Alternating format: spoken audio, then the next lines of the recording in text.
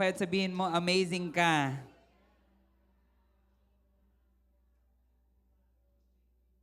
Sino po dito, alam mo nakaranas ka na ng mga amazing na bagay sa buhay mo? Amen. Tulad po ng na-mention ng atin pong MC kahapon po, nagkaroon po tayo dito ng orientation and workshop na dinaluhan po ng iba't ibang mga tao mula po dito sa Lipa, mga kapatid natin sa pananampalataya. At the same time po ay meron po mga umaten na taga Cavite. Yan, nagbiyahe po sila from Silang. So nakasama po natin sila dito. They were blessed. Actually, kahit po ako personally, kung kayo po ay naririto kahapon, naramdaman niyo po ba yung amazing na presence ni Lord? Amen. Ramdam po natin yung kagaanan, yung atmosphere ng revival, kahit orientation lang naman yon. Meron po nag-message na mga umaten po kahapon, sabi niya, salamat sa inyo, yung atmosphere. Pakinggan niyo po, sa inyo sa kanila makinig ka. Yan. Yung atmosphere, ito po yung sabi niya, ang gaan sa loob. Ang accommodating ng mga ushers. Palakpakan po natin yung mga ushers and volunteers. Meron pa pong lumapit na sabi ay, ang sarap daw ng food. So thank you po sa mga nagluto, mga dade, mga mama, mga nanay po natin na willingly sila po ay nagsiserve. No? Sabi po, praise and worship. Sa praise and worship, ang sarap magpuri. Ganon din sa kwentuhan. Sa kotse, bless ang mga kasama namin. Sabi po nung isa, hanggang mag-uwian kami, yung mga nangyari pa rin ang kwentuhan. Nag-uumapaw ba? No? So, ang dami po nilang feedback na ganun. So, palakpakan po natin ang bawat isa at ang Lord. So, yun po lagi yung declaration po natin and prayer for this church na, di ba, nababasa niyo po ba yun sa mga prayer points natin na sa lahat ng gawain, andun yung pagsama ni Lord, andun yung presence niya. Kasi alam po natin, without the presence of God, lahat po ng ginagawa natin, empty nonsense. Kahit ano pong palakat natin dito, palahaw, sigaw, hiyaw, ano pong lakas ng ating boses, kung wala yung presensya ng Panginoon, para kang dumadagis nang hindi mo alam kung anong iyong ilalabas at hindi mo mailabas. No? So, ibig sabihin po, it is the presence of God that we need. So, ang Diyos po ay patuloy na kumikilos sa atin pong church, sa atin pong city, sa atin pong province. So lagi po natin yung nilalapit sa panalangin. Ulitin ko po yung sinabi ng atin pong MC kanina, na meron po tayong prayer meeting. So every Tuesday, that is 6 p.m. And then Saturday, ano pong oras? 5 p.m. No? So if you're available, kayo po ay magpunta dito kasi dakilang bagay po ang ginagawa ng Lord. Ang alam po natin, hindi po tayo magaling manalangin, pero ang Diyos po natin magaling tumugon. No, sasabihin sa kapatid mo, hindi kailangan magaling mag-pray. Kasi minsan may ganun po tayo, di ba? Hindi yan pang sa akin. Hindi ako masyadong magaling mag-pray or hindi ko alam gagawin dyan or hindi ako sanay mag-pray. Okay lang yon. Kasi kahit di ka magaling mag-pray, uulitin ko, ang Diyos natin magaling tumugon.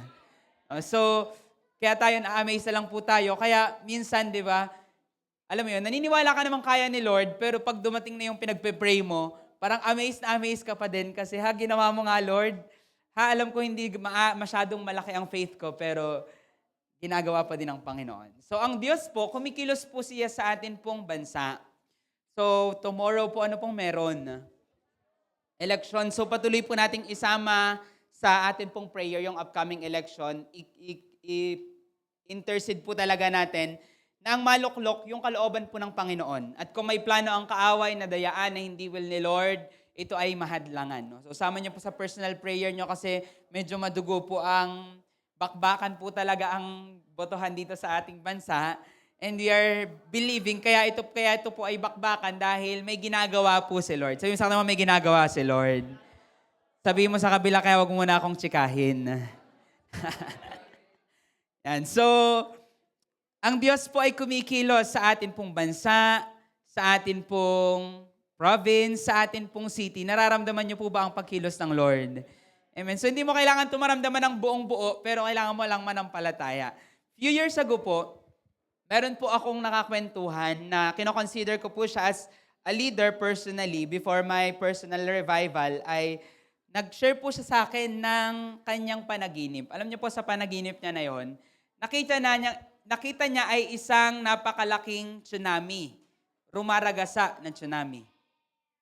At sa tsunami po na yon, after ng tsunami ay marami pong mga nalubog. Nalubog po yung buong city, tapos marami pong mga nalubog na tao. Pero isang kapansin-pansin niya, yung tsunami po na yon, yung baha na naidulot nito, malinis, clear yung tubig. May mga taong napailalim sa tsunami, hindi niya alam kung ano nangyari, parang wala silang malay. Pero, isa pang nakapansin-pansin sa dream niya ay, sa ibabaw po ng tsunami, may mga taong chill lang at ine-enjoy yung tsunami. So habang nagkukwento po siya na ganun, personally, na-receive ko po yung revelation, pero nahiya po akong i-share sa kanya. At sinasabi niya lang, ano kayong ibig sabihin nito? Ano kayong ibig sabihin nito? Pero sa loob-loob ko po, clear po ang sinasabi ni Lord sa akin habang nagkukwento siya na yung tsunami ay wave ng kanyang presence at glory na ibubuhos na ngayon pong last days. At yung kaya po siya clear at malinis yung water na yon kasi hindi po siya madumi, yun po ay pure at yun po ay sinisignify yung presence po ng Holy Spirit. At may mga tao po na malulunod sa presensya po ng Diyos, ibig sabihin, hindi nila kakayanin and hindi nila matatake yung glory. Pero meron pong mga tao na magbababad at mag-e-enjoy sa glory ng Panginoon. Sino po dito gusto mong mag-enjoy sa glory ni Lord? Amen. So kasama tayo doon sa tayo po yung mag-e-enjoy. Ngayon tingin nyo po, nangyayari na po ba itong glory na ito ng Panginoon? Amen. So ito po ay, I believe, hindi pa po ito yung rurok, hindi pa po ito yung peak, pero somehow nakikita na po natin yung wave ng glory ni Lord. And then, siguro around 2021 yon or 2020. Siguro 2021. And then 2022 naman, meron po akong nakausap na young prophet na siya po ay bago yung revival event and retreat po natin. Sabi niya, Kuya, when I was praying for you in the church and yung event na gagawin ninyo, taas nga po ang kamay ng mga naka-attend ng revival event and retreat 2022. Come on, come on, come on. So meron po tayo dito mga fruit ng event po na yon. So, ang sabi niya, Kuya, while I was praying for the event and para sa church, ay nakita ko yung tsunami ng glory ni Lord na ibinubuhos na sa buong Batangas. So, yung event po, Tagali po yung mag-host, Rosario po yung gaganapan ng event, pero sabi niya, nakita niya sa buong province ng Batangas yung buhos ng wave ng glory ni Lord na parang tsunami. That was May. Around May niya sinabi yon. And then, habang nagsiscroll po ako sa Facebook, bigla ko pong nakita yung post po na ito ni Ryan Lestrange, isa po siyang apostle from, I think, Atlanta. Sabi niya, May 14, 2022, prophetic dream, tsunami of glory. I woke up in the midst of a stunning prophetic dream. So panaginip din po ito. I dreamt that I was speaking at a national prophetic conference and I began to prophesy saying, I see a tsunami of glory coming. And then dun sa dream daw po na yan, prophetic singers, yung mga worship team, began to lead the people in singing, and ang inaawit nila, I see a tsunami of glory coming. And when I woke up, I knew God was speaking. He was inviting me into His heart for a coming move of His Spirit. I believe God desires to flood every sphere of society with His glory.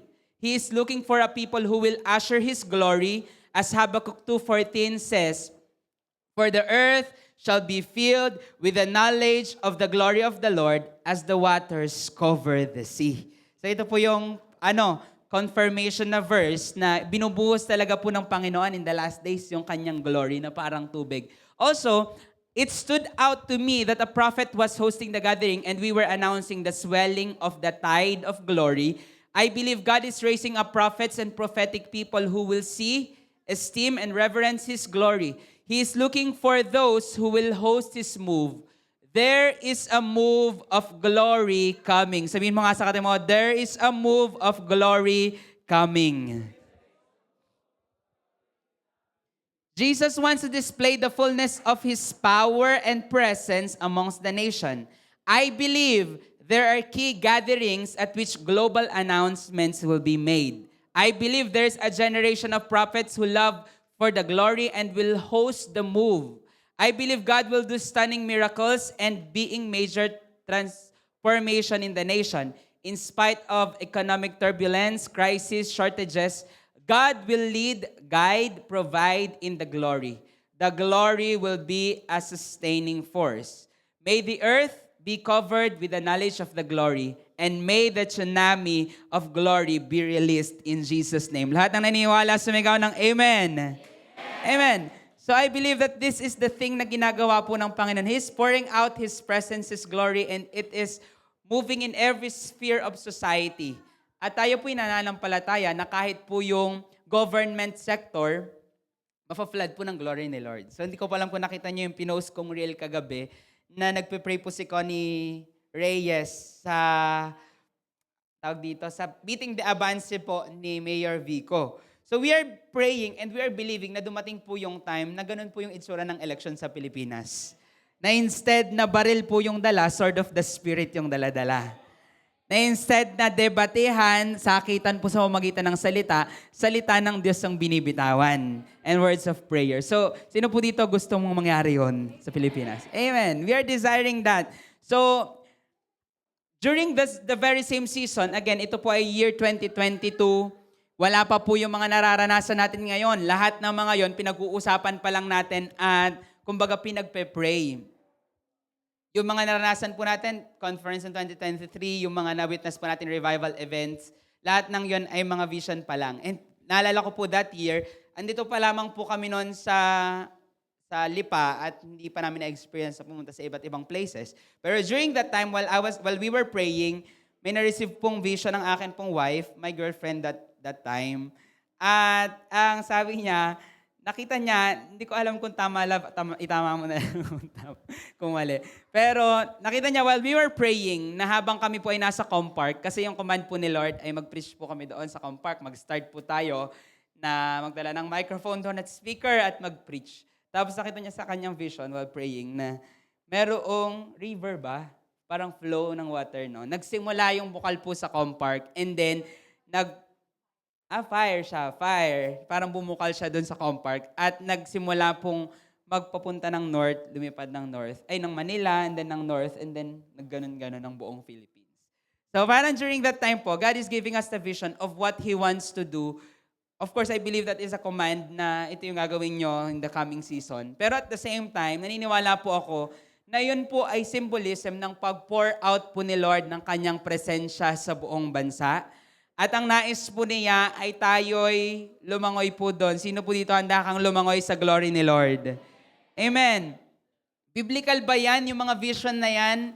I believe it is kasi nangyari po siya sa buhay po ni Prophet Ezekiel. Sino po nakakilala kay Ezekiel?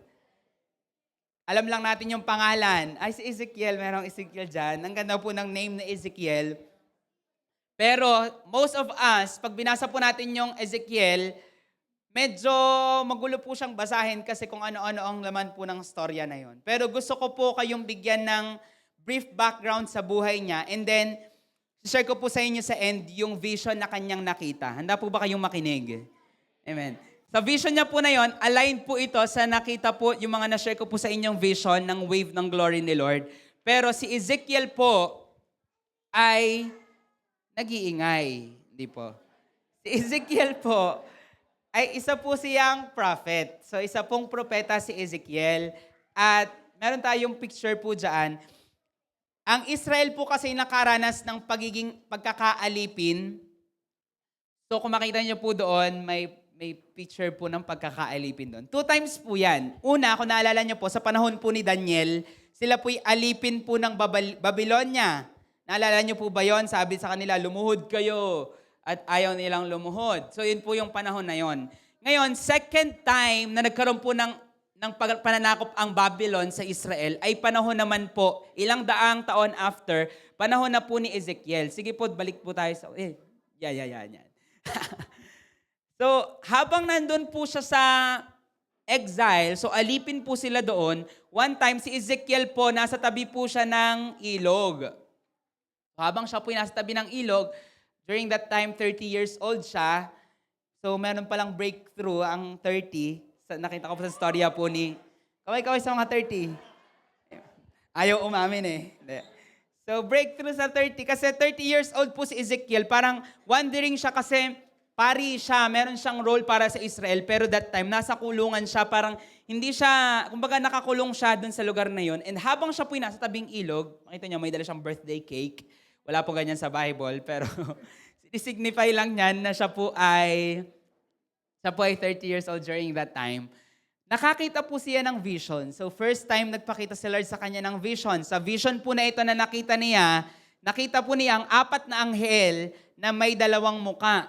Mababasa niyo po yan sa Ezekiel. I suggest after po nito, meditate niyo po yung story ni Ezekiel para ma-verify niyo po ito. So ito po palang illustration na ito, galing po sa Bible Project. Kung kayo po may YouTube, please subscribe to their channel. So galing po yan sa kanila. Maganda po yung channel nila kasi na-illustrate po doon yung mga stories sa Bible. So, 4 na anghel, and then nakita niya po, sa mga anghel po na yon, meron pong nakaupong trono doon sa taas. At yung trono po na yon, hindi niya makita ang mukha, pero kita niya po yung glory, yung napakaliwanag. So, ito po ay glory ni Lord. So, next page po, another thing po na kanyang nakita, pinakita po ng Panginoon sa kanila, bakit sila nakulong at bakit sila nasa exile? Ano ba ang ginawa ng Israel? So pinakita po ni Lord itong pagsamba kay Tammuz, pagsamba po sa mga Diyos-Diyosan, at sinabi ng Panginoon sa kanya, kita niyo po yan, vision po yan ng templo, ito po nasa gitna.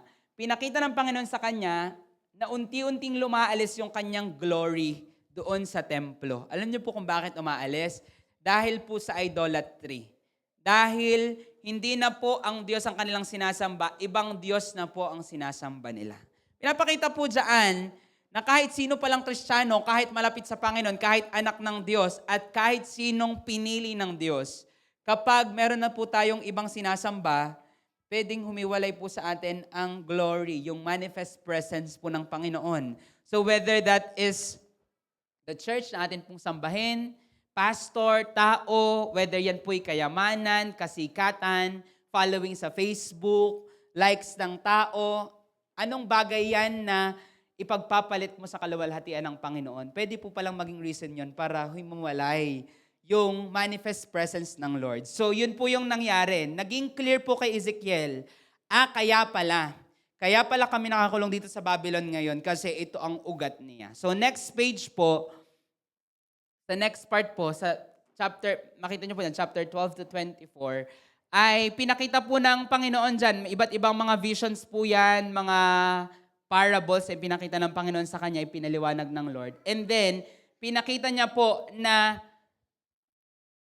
mayroon pong judgment na paparating sa Israel at sa mga bansa palibot nito. Next page po.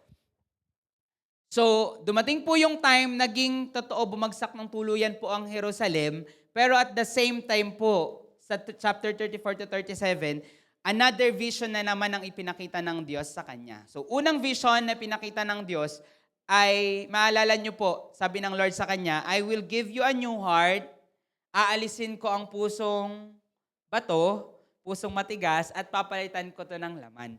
So, ang pangako ng Panginoon sa kanila, I will pour out my spirit. At sa isang vision na naman, nakita niya po, isang valley ng, ano po yung valley? Valley ng dry bones, sa mga buto. At ang sabi ng Panginoon sa kanila, sa kay Ezekiel, hingahan mo sila, magdeklara ka sa kanila ng ganito. At pag-declare niya, unti-unti, narinig niya, nagtutunugan yung mga buto. Nakarinig na po ba kayo ng tumutunog na buto? Nakarinig na, pag lumagotok yung bigla ka napabehend, yan, nagka-crack. Same po na sound. Sobrang ingay na narinig po ni Ezekiel na unti-unting nagbabangunan yung mga buto. Anong gagawin mo kung ikaw yung nandun? Baka tumakbo ka. At hindi lang yon. After pong makatayo yung mga buto, nagkaroon po ito ng laman, ng litid, unti-unti at nagkaroon ng balat. At naging isang napakalaking sundalo daw po yung nakita niya, ang sabi po ni Ezekiel. And after that, next page po, ayan, so dumating po yung judgment ng Panginoon sa mga kalaban po ng Israel. And then next, mabalahin yung media natin. So next, nakita niya po yung another vision. Ito na po yung last vision na nakita po ni Ezekiel at dito po tayo magdadwell. Sa vision po na yon, nakakita po siya ng bagong templo. Sabihin niyo nga po, templo. So sa templo po na yon, nakita po niya na nirestore ni Lord yung wasak na templo. At yung templo ay may pintuan. Nakita po niya sa pintuan, mayroon pong bumubukal na tubig. So buksan po natin ang ating mga Bible sa Ezekiel 47. Ezekiel chapter 47. If you have your Bible with you, sama-sama po tayong magbukas para maunawaan po natin yung vision na nakita ni Ezekiel.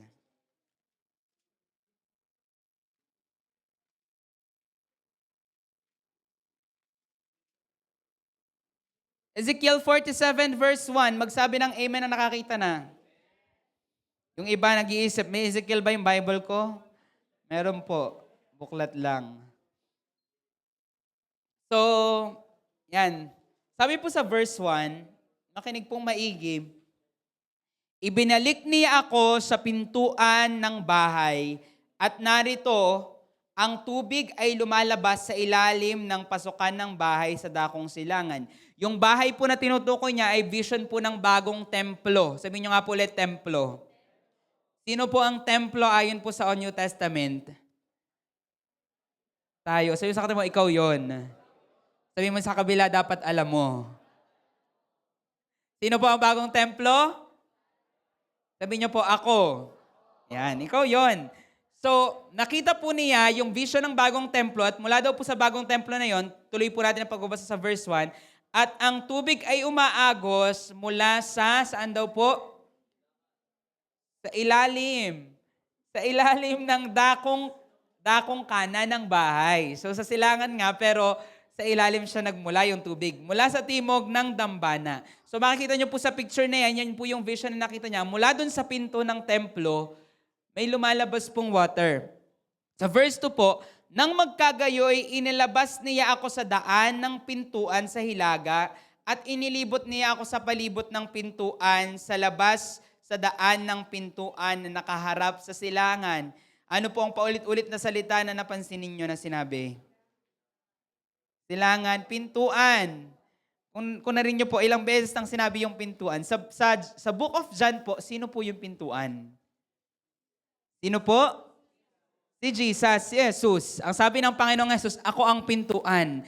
At sino mang dumaan sa akin, makakasumpong sila ng buhay, ang sabi ng Panginoon. So, sinisignify po ng door na yon ay si Jesus. And ang sabi dito, tuloy po natin pagbabasa sa verse 3, nang ang lalaki ay luwabas sa dakong silangan na may pising panukat sa kanyang kamay, siya'y sumukat ng 1,000 siko. Ano po yung siko sa inyo? Tingnan mo nga yung siko ng katabi mo. Ano po yung sabi sa Bible nyo? Metro. Yung 1,000 siko po, ang sabi po nila, yun po yung 500 metro. So kalahating kilometro po yung 1,000 siko. Ganun kaya yun, no? Pag pinagsama-sama natin 1,000 siko, kung 500. Baka tingnan po natin. Mamaya magsusukat po tayo ha. Anin po natin 500 meters dyan sa labas. Ready po kayo makipagtulungan. Yan, so 1,000 siko. Nagsukat po siya ng 500 meters. Hindi ko alam kung paano niya minetro yon, kung meron ba siyang tape measure or kung ano man pong dala-dala niya. May dala siyang, siko talaga dala ng lalaki. So, sinukat po. At pagsukat po niyang ganon, ang sabi po dito, pinaraan niya ako sa tubig. So, inutusan po si Ezekiel, daan ka dito sa tubig na ito. Again, sinukat po yung ilog ng 500 meters, daanan mo yan. Pagdaan niya, sabi po ni Ezekiel sa verse 2, sa verse 3, ang lalim ay hanggang saan daw po? Ano po yung bukong-bukong? Parang sakong, no? Taas ng sakong, yan. Bukong-bukong, ganito, ito po yung buto. So, ang tubig po, sabi niya, dinescribe niya yung water na ganito po kataas. So, tingnan po natin yung sunod na nangyari. At muling sumukat siya ng 1,000. So another na 1,000 siko. At dinala niya ako sa tubig. At ang lalim nito, hanggang saan daw po? Mali yung Bible niyo po ate. Hindi, hanggang tuhod muna. Huwag muna kayo mag-pass forward. Simulan niyo po sa verse 4. Nasa second part na po kayo ng verse 4. Masyado kayo nag-forward. Nasaan? Sa bewang na kayo nakarating. So, ang una po, hanggang tuhod muna. So, hanggang tuhod. Baka may version na hanggang bewang agad. Walang tuhod si Ezekiel sa inyo.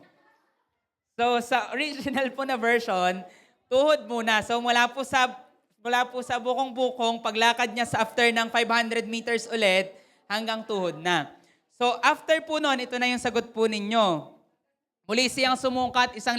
So 500 meters na naman, kalahating kilometro. At dinala niya ako sa tubig. At ito ay hanggang sa mga bewang. Balakang po sa akin. Ang balakang ito, ang bewang ito. So mataas ng konti. Para magkalapit naman yon. Pero sabi po sa panglima, sa verse 5, muli siyang sumukat ng 1,000 at ito ay isang ilog na hindi ko madaanan sapagkat ang tubig ay tumaas na. Sapat ang lalim nito upang languyan, ilog na hindi madadaanan.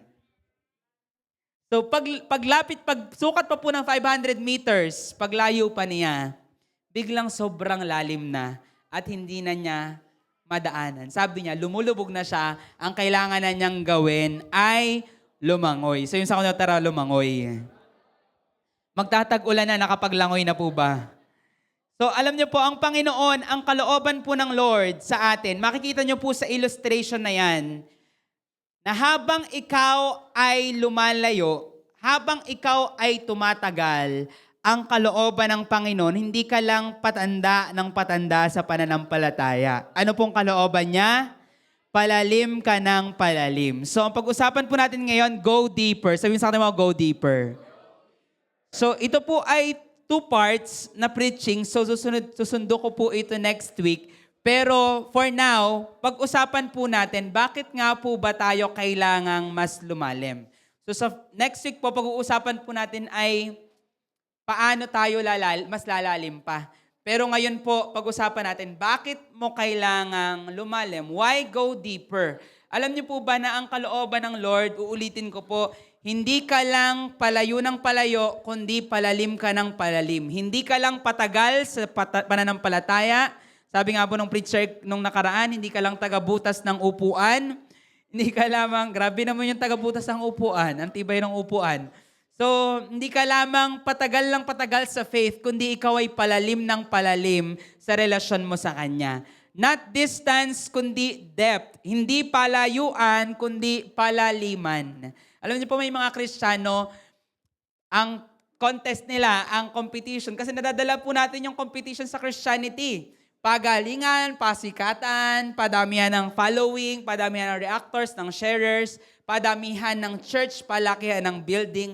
Pero alam niyo po, sa kingdom po ni Lord, hindi po pinag-uusapan kung gaano kalayo, gaano karami ang iyong naabot, gaano kagaling ang iyong nakuha, kundi ang nais po ng Panginoon, tayo po ay mas lumalim sa Kanya. So ulitin ko po, palaliman at hindi lang palayuan. Kasi naniniwala po tayo, kahit anong layo ng marating mo, kahit anong dami ng maabot mo, anong sikat na maging ikaw, kapag walang lalim, lulugso ka lang. Parang isa pong puno na kahit anong yabong, kahit anong laki ng puno, kapag mababaw po ang ugat, ano pong mangyayari sa puno? Matutumba. So, hindi balanse. Kaya ang Panginoon po, actually, I believe, kalooban niya na dumami yung mga pinagkatiwala niya sa'yo. Kalooban niya na makuha mo yung katagumpayan sa buhay mo. Pero alam niyo po, naniniwala ako, mas may pakialam si Lord sa paglalim mo kaysa sa pagtatagumpay mo. Kasi ang taong tagumpay, ang habol, pag dumating yung tagumpay at walang lalim, bagsak. Pero ang isang tao na walang makitang tagumpay sa kanya, inuna yung pagpapalalim, hahabol po sa kanya yung tagumpay, hahabol sa kanya yung kasikatan. Sabi ng Bible, hahabol sa iyong pangalan, hahabol sa iyong kayamanan. So kapag yun po yung main goal natin, yung mga bunga, laglag po tayo. Pero pag ang goal po natin pagpapalalim, ako po'y naniniwala, susunod po yung mga bagay na ipinangako ng Panginoon. So, bakit po tayo magpapalalim? Sino po dito handa kang magpakalunod sa relasyon mo sa Panginoon? Amen. So, unang reason po, because it sustains you. It sustains you. Tuloy po natin yung pagbabasa. Sa Ezekiel 47 pa din po natin kukuhanin. So tayo po ay nasa verse 6 na. At sinabi niya sa akin, anak ng tao, nakita mo na ba ito? Nang magkagayoy, dinala niya ako pabalik sa pampang ng ilog. Sa verse 7, sa aking pagbalik, narito sa pampang ng ilog, ang napakaraming punong kahoy sa magkabilang panig. At sinabi niya sa akin, ang tubig na ito ay umaagos sa dakong silangang lupain at bababa sa Araba. At sila'y aagos patungo sa dagat. na ginawang paagusin sa dagat, ang tubig ng dagat ay magiging sariwa. So yung tubig po na tinutukoy dito ay yung Dead Sea. Familiar po ba kayo sa Dead Sea? Familiar po. Ang Dead Sea po ay nasa Israel. So siya po'y tinawag na Dead Sea kasi wala pong nabubuhay doon na isda. Lahat po ng isdang pupunta doon nagiging bagoong pagpunta. Kasi sobrang tapang po nung dagat na yon, yun po ay parang liquid na salt talaga, na to the point na ang itsura po noon, yung mga tao nagpapalutang-lutang doon. Kasi sobrang alat niya po talaga, kaya siya Dead Sea, patay. Ang sabi ng Panginoon kay Ezekiel sa vision na yon, dadaloy ang tubig mula sa templo at pupunta ito sa Dead Sea. Alam niyo po, ang mga tao na may malalim na relasyon sa Panginoon, ang mga patay ay nabubuhay dahil sa presensya ng Diyos na nasa sa iyo. And ang sabi po dito ang sabi ng Panginoon dito, yung lugar daw po na yon, yung patay na dagat, ay ang magiging paraan para magkaroon ng buhay po yon ay yung pagiging deep, pagiging malalim. Alam niyo po ba, na sa mundo po na ito, may mga paparating na paghihirap. Nakaranas na po ba kayo ng paghihirap sa buhay? Meron pong 10 na nakaranas. Yung iba po, wala pa, masarap ang buhay. Sa yung sakit mo, sana all. Sino po dito nakaranas ka ng mga paghihirap? Yan, naging 20 na. Yung iba, wala kang pakirap, nahihirapan ako makinig ngayon. Tinawa nga yung katabi mo kung nahihirapan na. So, marami po tayong mga pinagdaanan ng paghihirap, pero alam niyo po ba, ang sabi po ng Panginoon, habang papalapit ang araw ng kanyang pagbabalik, padali daw po ba ang lahat? Sa mga nakabasa, padali daw po ba ang lahat? Hindi. Ano daw po mangyayari? Pahirap ng pahirap. Ang mundo, pasama ng pasama. So, hindi po dadali ang lahat. Pahirap ng pahirap. Ngayon, kung iniisip mo, ang hirap na nga ng buhay na ari ngayon, hihirap pa ari. Ang totoo po, ang sitwasyon po ng mundo, magiging pahirap ng pahirap. Meron pong nagdaang World War I, World War II, ang Bible po nagpa-prophesy na bago bumalik ang Panginoon, magkakaroon po ng mga digmaan. So meron pong namumuong World War III ngayon kung hindi po kayo aware. Yung mga nauna po, Ukraine and Russia, Israel at Iran, tama ba? Iran, Iraq. Ano pa bang? Yung pinaka-recent po ngayon ay China at Taiwan, though ito po yung mga nakaraang taon, nag-hit up na din, pero ito pa na-hit up ulit ngayon. And ang sabi po ng mga dalubhasa, dahil malapit ang Pilipinas, pwedeng madamay po yung Pilipinas sa digmaan na yun kasi may warship at meron pong pandigmang eroplano, mga sa himpapawid. Ang sabi po ng Philippines, hindi daw makikialam ang Pilipinas, malibang madamay ito. Ang Batanes po ang lapit sa Taiwan. Sabi nga po, biro nga po ng mga taga-Batanes, di ko po alam kung totoo, pag tumilaok daw po yung manok, dinig daw po doon sa kabilang isla, sa ibang bansa. So, ganun daw po kalapit. So in short, pwede po talagang madamay. At pag nadamay po, anyone na kakampi po ng United Nations, babaka po ang Amerika, magpapadala po sila ng mga sundalo or ng mga pandigma din pong mga sasakyan. At dahil po doon, rakraka na to, walwala na. So, wala tayong mailalaban, kundi panalangin po talaga. Pero ang point, ganoon po katindi yung nag-aabang. Alam niyo po ba kung babasahin niyo po yung history? Personally po, ako po ay board pag-usapan pong history. Tinutulugan ko po ang Hekasi Araling Panlipunan. Amen? Amen. Alam niyo yung tinutulugan ko yun. Hindi. Relate kayo. So ayaw ko po yan. Pero recently, nagkaroon ako ng interest kasi parang paano ba nagsimula yung mga pandigmaan na yon? So, nagkaroon po ng mga digmaan nung World War I, World War II. Sino pong best in kasi dito? Bakit nagkaroon ng digmaan World War I? So, nagkaroon ng unang digmaang pandaigdig. Ganun lang din po yung start. 2 bansa, tapos nadamay lang po yung iba't ibang mga bansa. Ganon din po sa Second World War. Nasa Germany po, Nazi Germany, si Adolf Hitler, kung naalala niyo po siya, na nag-start po siyang patayin ang marami pong mga Hudyo. Ang napatay po na 6 na milyon na mga Hudyo. At yun po yung nag-spark ng Second World War, digmaang pandaigdig. Alam niyo po, niluluto po yung World War III. At Hindi ko po alam kung kailan ito mangyayari. Hindi ko po ito dinedeklara na mangyayari po ito anytime soon. I hope wala na tayo kung mangyari man to. Pero what if this is in our lifetime kasi it is anytime soon yung digmaan po na nangyayari. At ang sabi pa po ng mga dalubhasa, iba na yung digmaang pandaigdig ngayon kasi hindi na ganoong katulad ng pandigma noon. Ngayon po marami na mga bansa ang mga may nuclear weapons. Naalala niyo po yung mga binomba ng nuclear na mga bomba sa Japan, Hiroshima ba yun?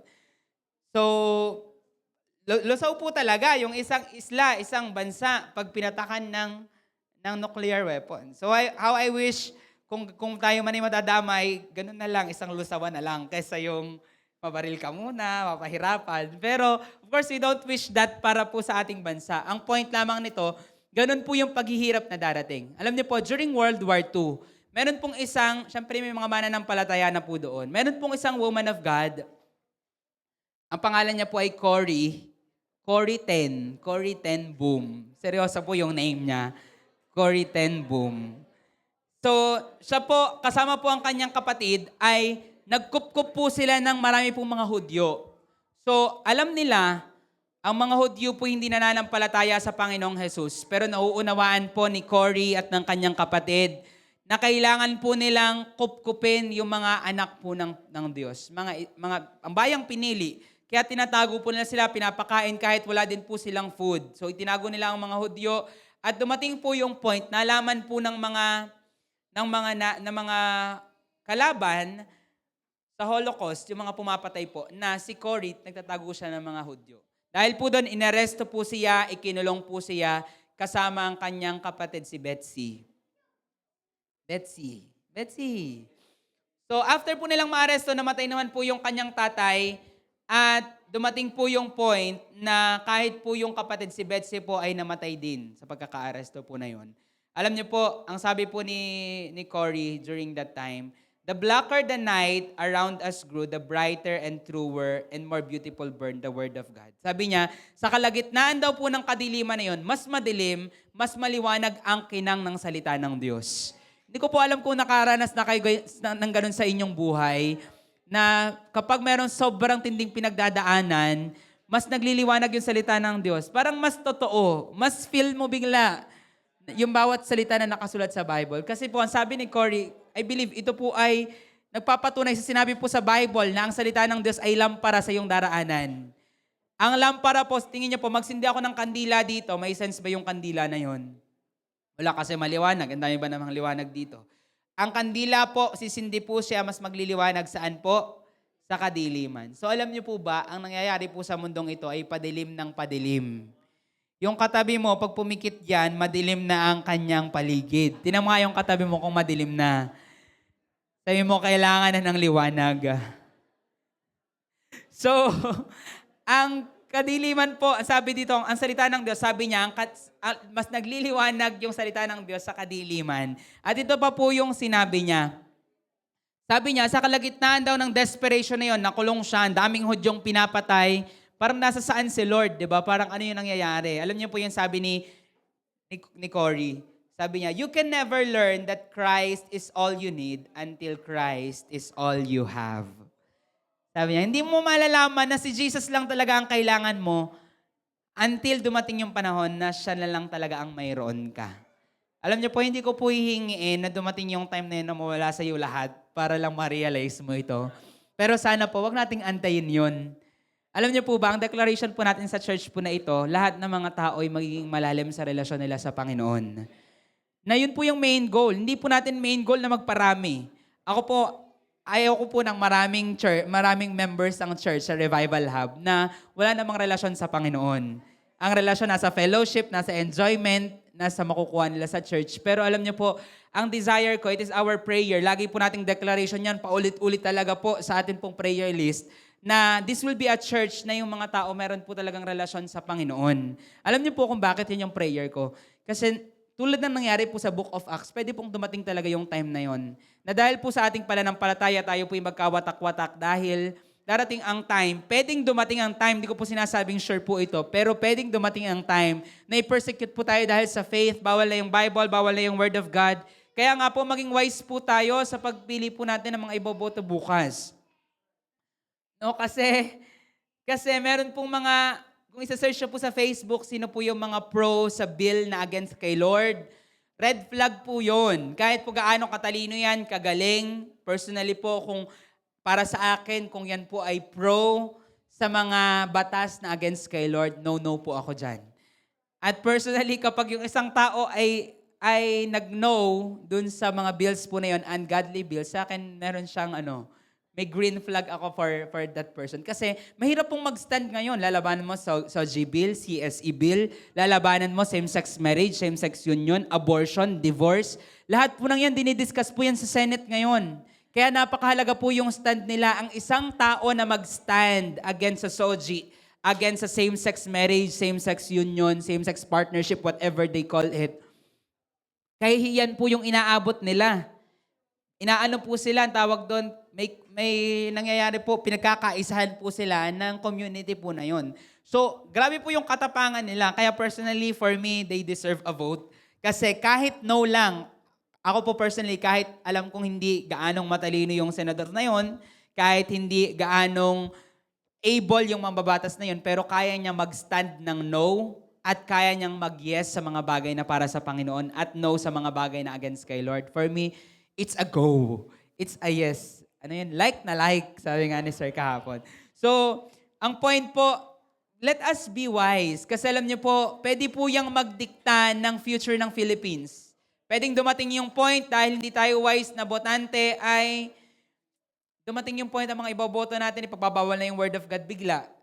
Meron po tayong National Bible Month and National Bible Day every January na pinropose po yun ng mga senators po natin na may fear of the Lord. Pero pwedeng dumating yung point, pwede maging kabaligtaran. Alam niyo po ba yung pinapropose ng SOGI? Anytime na magsabi ka ng against sa LGBTQ community, ay pwede kang makulong, makasuhan. Hindi ka pwedeng mag-comment, hindi ka pwedeng magsabi ng against sa kanila. Anything. Including this, na-mention ko sila sa preaching, na-detect po yan ni Facebook, makukulong po ako dahil na-mention ko po yun. So just like that, any post na maliit lang naman na pwedeng maka-offend sa kanila.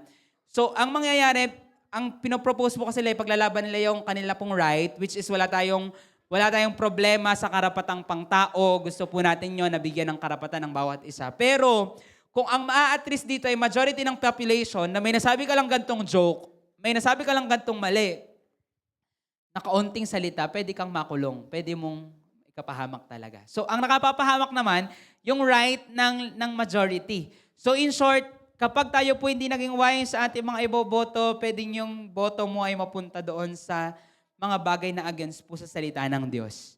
Ang point po, alam po natin, sabi po sa salita ng Diyos, clear po yan. Sasama ng sasama ang sitwasyon ng mundo. Pero ito yung good news. Ang sabi din ng Bible, titindi po ang buhos ng biyaya ng Panginoon.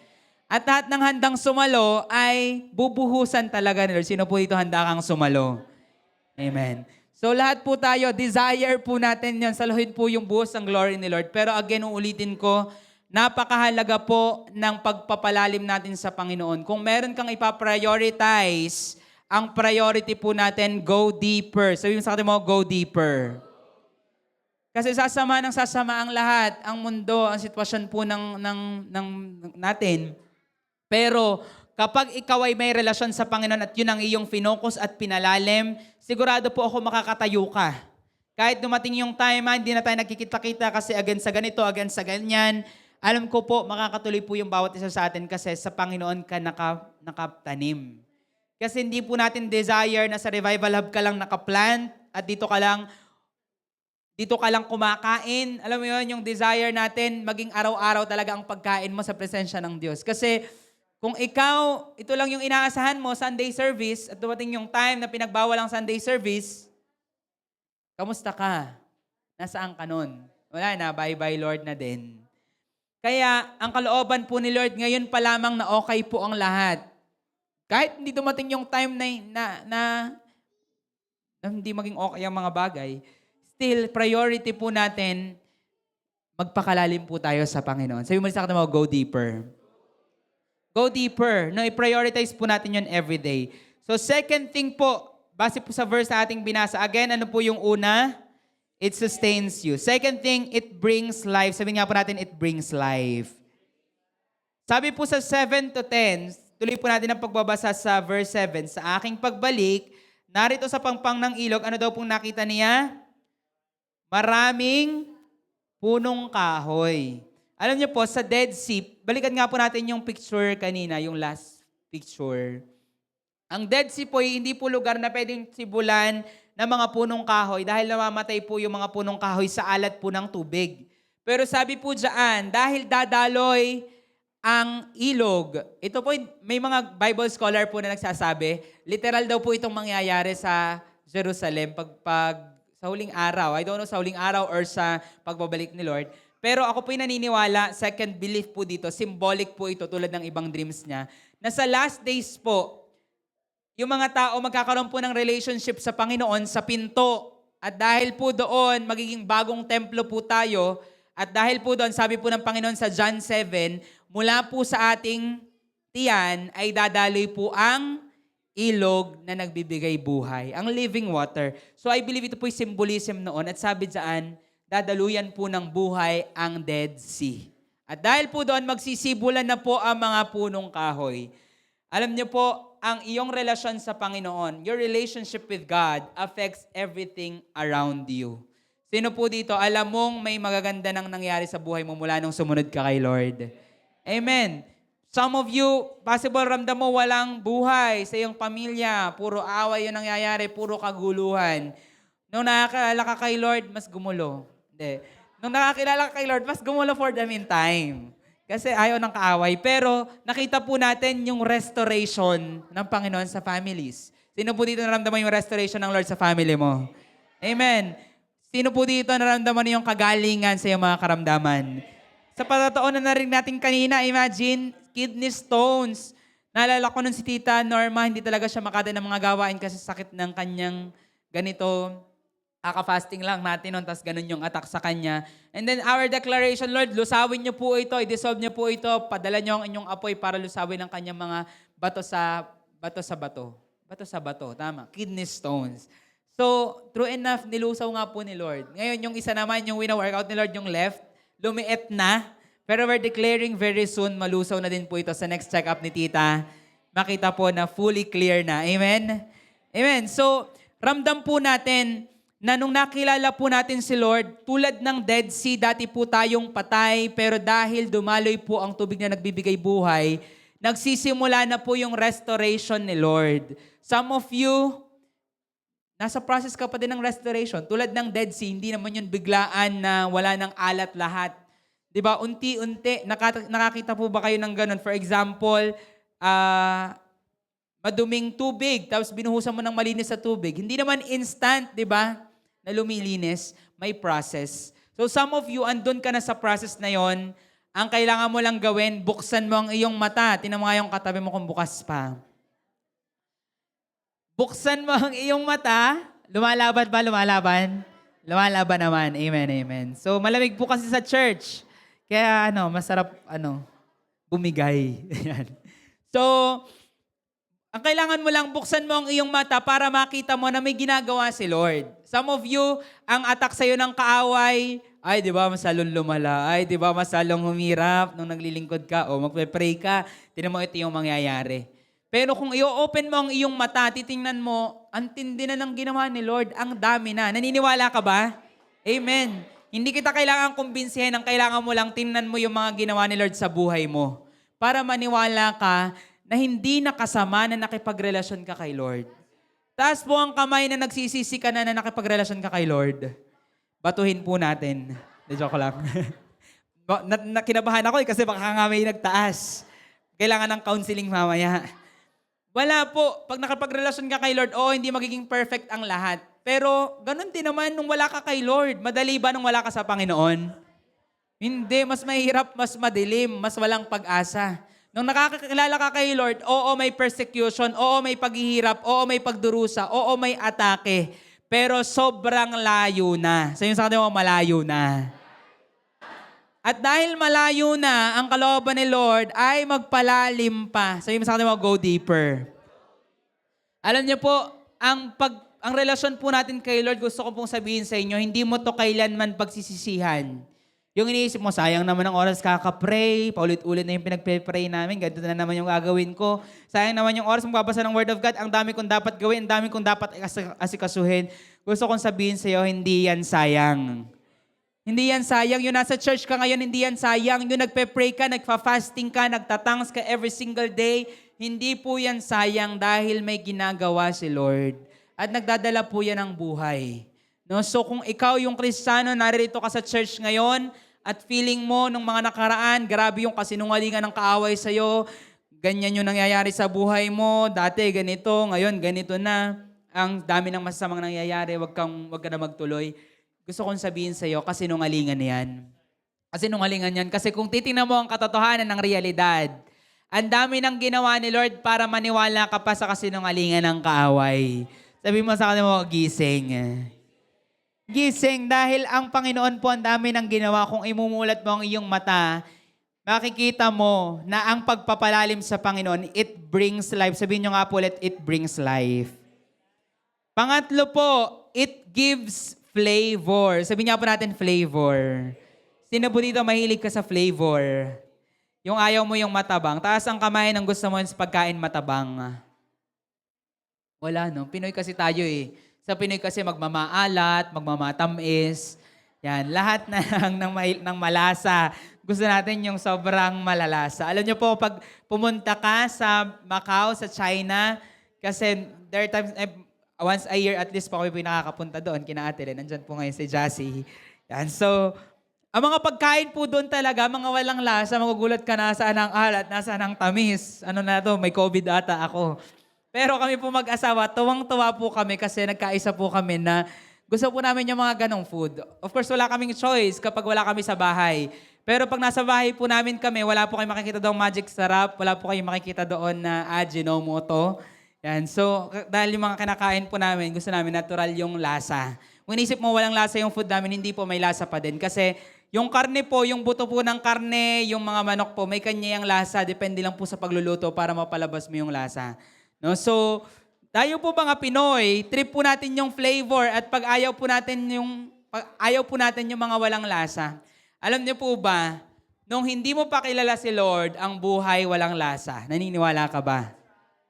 Naniniwala ka? Amen. So, ang point po, kita natin kung gaano ka-boring, kung gaano ka walang patutunguhan, ano ga naman aring buhay na aring, ba't ba ako'y nagising pa?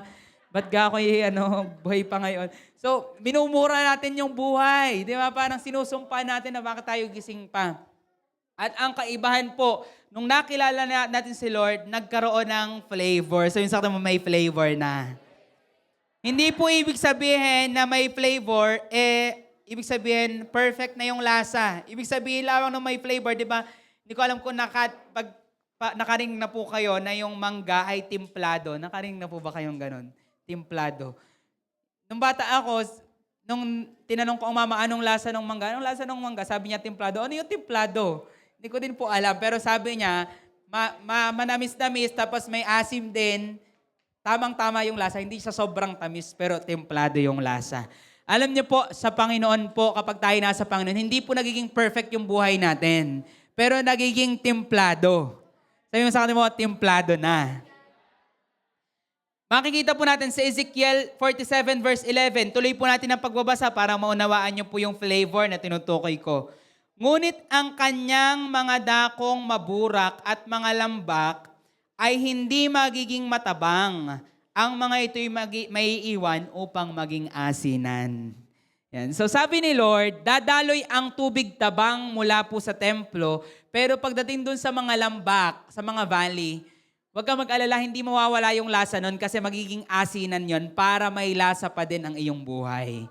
So ang point, hindi mo pwedeng expect na kapag ikaw nanampalataya ka sa Panginoon, pinrioritize mo yung deeper relationship kay Lord, ay magiging perfect na, sarap buhay na. Tinan mo yung katabi mo kung sarap buhay na. So, ang buhay po natin ay magkakaroon ng lasa kapag tayo po ay mas pinrioritize po natin yung relationship natin kay Lord. Alam niyo po, marami po mga Kristiyano, feeling nila na-scam sila. Tanong mga sakta mo, na-scam ka na ba? Kasi akala nila, ang iniisip nila, pag magsusuko sila ng buhay kay Lord, magiging perfect na yung buhay. Kaya nung hindi umokay ang buhay, anong nangyari? Nag-backslide na lang, ayaw na lang, tumalikod na lang. Bakit? Kasi, hindi naman naging okay yung buhay ko nung sumampalataya ako kay Lord. Alam niyo po, ang Panginoon po hindi nangako ng magandang buhay sa mundo pong ito. Gusto ko pong i-discourage kayo. Kung umaasa ka ng perfect na buhay sa mundong ito, scam yan. Sabi sa naman, scam yan. Scam yan. Kasi sabi nga ni Lord, sa mundong ito, magkakaroon kayo ng paghihirap ng pigati. I break that curse, Lord. Diba? So, hindi nag-bless si Lord na magiging perfect yung buhay mo kapag nanampalataya ka sa Kanya. Inihanda niya tayo sa mga paghihirap na darating. Pero alam niyo po, ang ganda-ganda ng huling salitang binitawan ni Lord sa Mateo 28. Sabi niya, panghawakan niyo ito, ako'y palaging kasama ninyo hanggang sa dulo ng mundong ito. At tulad po ng sinabi ni Cory kanina, hindi mo marirealize na si Lord lang ang kailangan mo hanggang sa makita mo na siya na lang ang mayroon ka. So ibig sabihin po, kailangan natin, wag na nating antayin na siya na lang ang mayroon tayo bago tayo talaga magpalalim sa Kanya kasi yun po ang totoo. Wala ka man ng mga bagay ng mundong ito. Gusto kong sabihin sa iyo, yung pera, yung kayamanan, yung katagumpayan, kayang-kaya yan ng Panginoon. Pag yan lang ang hinihingi mo, minamaliit mo si Lord. Kasi si Lord nga yung may-ari ng lahat, ba't ka dyan nakafocus? Kaya nga sabi ng Panginoon sa Mateo 6:33, hindi mo yan hahabulin. Yan ang hahabol sa iyo. So kung yan ang kumakain sa iyo, lumalamon sa iyo, minamaliit mo ang Panginoon. Sabi mo sa kanila, huwag nating maliitin si Lord. Kaya nga po ang pananampalataya sa Panginoon hindi lamang tungkol sa pagyaman, hindi lamang tungkol sa pananagumpay at pagpapala. Kasi kung tatanungin ko po kayo, sino po dito ang gusto ng pagpapala? Amen. So palakasan pa tayo ng amen. Pero alam niyo po, ang kingdom ni Lord, yung pagpapala, matik yan kasi ang Diyos po natin, Diyos na mapagpala. So hindi mo kailangang i-focus yung blessing. Pero ngayong oras ito, gusto kong sabihin sa iyo, ang nais ng Panginoon na pagtuunan mo ay pagpapalalim sa Kanya. Kasi lahat ng yan, kahit hindi ka mapagpala, kahit wala kang kayamanan, pag nasa sa iyo ang Panginoon, you have the best. Kasi nandoon ka sa piling ng Diyos pagkatapos ng buhay na ito. Kasi hindi po hanggang dito ang pangako ni Lord. Kaya makikita nyo po, ang sinabi ng Panginoon, magdudusa ka sa mundong to, pahihirapan ka, ikukulong ka, lalatiguhin ka, papatayin kayo dahil sa pagsunod nyo sa akin. Grabe Lord, wala man lang yung mga pinipreach ngayon na blessing. Nasaan ba yun, Lord, sa Bible? Diba? Nasa Deuteronomy yung blessing. Nasa Mateo 6:33. Pero kung titingnan natin, hindi ganong preacher si Lord. Ang pinipreach niya, may mga paghihirap na darating at ang sabi ng Panginoon, manatili tayong nakakabit sa Kanya. Buksan niyo po ang inyong mga Bible, John 15:5. John 15:5, ito po yung kinocommand ni Lord sa gitna ng mga paghihirap at mga pagdurusa. Ito po yung hinihingi ng Panginoon sa atin. Ako ang puno ng ubas, kayo ang mga sanga. Ang nananatili sa akin at ako'y sa kanya ay siyang nagbubunga ng marami. Sapagkat kung kayo hiwalay sa akin, ay wala kayong magagawa. Sino daw po ang magbubunga ng marami? Yung mga nananatili. So, ibig sabihin po, priority ni Lord, hindi ka lang magbunga. Priority niya ay manatili ka. At hindi lang manatili, kundi magpalalim ka pa sa Kanya. Go deeper. Sabihin niyo nga po ulit, go deeper. Go deeper. So again, it gives flavor sa buhay po natin. Personally, naranasan ko po yon na nung nakilala ko si Lord, alam ko lang, bored na ako sa buhay. Ganito na lang ba? Gigising na lang ako araw-araw. Ganito na lang ba? Babangon ako kakain, paulit-ulit, uuwi. Tapos ganito na, parang iniisip ko nung ako po ay estudyante. Pag ikaw ay estudyante, may bakasyon ka. May summer vacation, may sem break, may Christmas break. Ang daming inaantay na break. Pero pag nagtatrabaho ka na, natulala na lang ako during that time. Sabi ko, pag nagtrabaho na ako, wala nang break. Wala na summer vacation, wala na mga bakasyon, wala nang tigil. Iniisip ko noon, estudyante ako, grabe, pag ako nagtrabaho, wala na lahat ng ito. And nasa-stress na agad ako doon, nasa student. Kasi nga po, boring yung buhay ko noon. Hindi ko pa kilala ang Panginoon. walang flavor. Sabi mo sa katabi mo ngayon, timplado na. May flavor na ngayon kasi kilala mo si Lord. So ano po yung flavor? Ibig sabihin na hindi magiging perfect yung life, pero andun yung pagsama niya. Andun yung alat, pero andun din yung tabang, perfect. Sabi mo sa katabi mo, perfect. So again, yung pagiging malalim natin kay Lord, it gives flavor. So last point po natin, na tayo po yung mananalangin, it bears fruit. It bears fruit. Ano po yung una natin? Ulit po. Pangalawa po. Pangatlo. At pang-apat po, it bears fruit. So yung mga walang notes, nalimutan nyo na lahat ng pinag-usapan natin. Kasi ang dami po nun. Kaya yung mga may notes po, apiran mo yung katabi mo kung may notes yan. Sabi nung katabi mo, nagno-notes pa ako, wait lang. Yan, kasi meron po kayong baon pag alis nyo po dito. So it bears fruit. Saan po natin yan makikita? Tuloy po natin pagbabasa sa Ezekiel 47 verse 12. Sa binabasa po natin kanina, sa verse 12 naman po tayo. Ezekiel 47 verse 12. Sabi po dito, at sa mga pangpang ng ilog sa isang dako at sa kabila, ay tutubo roon ang lahat ng uri ng punong kahoy bilang pagkain.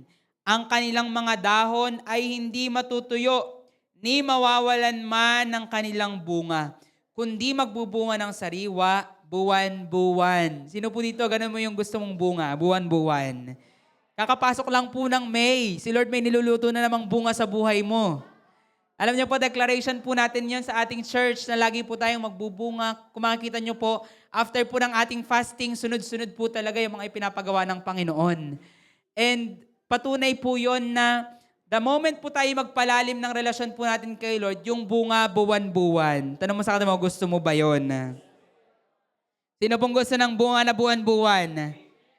Imagine, walang season. Kung yung mangga every summer lang, sa lipa po kakaiba po dito. Kasi yung bangga po sa lipa ay pang buong taon. Napansin niyo po ba? Kaya ako po alam, kasi ang aking asawa lagi naghahanap ng mangga. Pag nasa ibang lugar kami at wala sa season, wala talaga pong mangga. Pero pag kami po'y nasa lipa, mapa January, February, March, April, May, June, July, August, September, October, November, December, may mangga. Alam niyo po, yun po ang kalooban ng Panginoon sa atin, na lagi kang may bunga. Amen? Gusto po ba natin yon? Ang susi po, go deeper. Sabi sa kanila, go deeper.